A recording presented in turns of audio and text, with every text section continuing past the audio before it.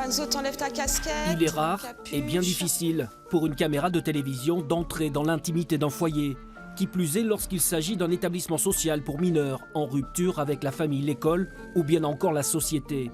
Le foyer du Père Robert a pourtant décidé de nous ouvrir ses portes. 3 jours en immersion relative au cœur de cet établissement normand qui œuvre depuis 80 ans maintenant dans le domaine de la protection de l'enfance. Un lundi matin, au nouveau siège administratif du Père Robert à Caen. Historiquement implantée à Éperon, cette association s'est installée il y a 2 ans maintenant à Caen pour une sérieuse mise aux normes.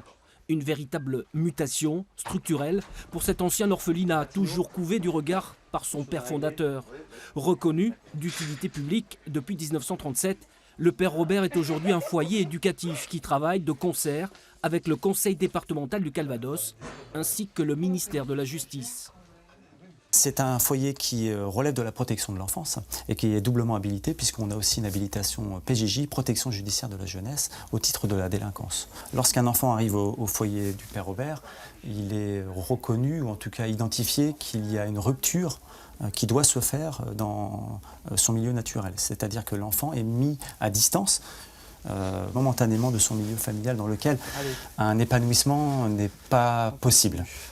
Ce foyer dispose ainsi de 3 sites d'accueil pour les enfants, filles ou garçons.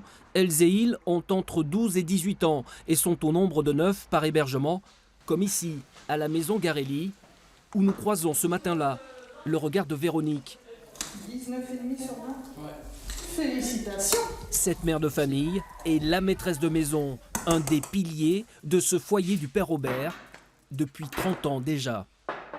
Au départ, au foyer, on était femme de ménage. Il n'y avait pas de maîtresse de maison. Donc là, maintenant, c'est vrai que on fait un peu de tout. On répond au téléphone. Moi, je les ai accompagnés chez le médecin. Donc on fait vraiment comme pour nous. Comme si c'était vos propres enfants, c'est un peu ça? Ouais. Ah oui, oui, oui. Ah, Véro, tu sais, Véro, j'ai vu qu'il y a personne sans. Elle nous apporte de l'aide pour l'avenir, genre faire des repas, mettre la table, le ménage, tout ça. Ils viennent nous confier des choses, donc il y a des choses qu'ils vont venir me dire à moi qui ne diront pas l'éducateur, ou des services qu'ils ont besoin, donc... Il y a une vraie complicité. Oui, ouais.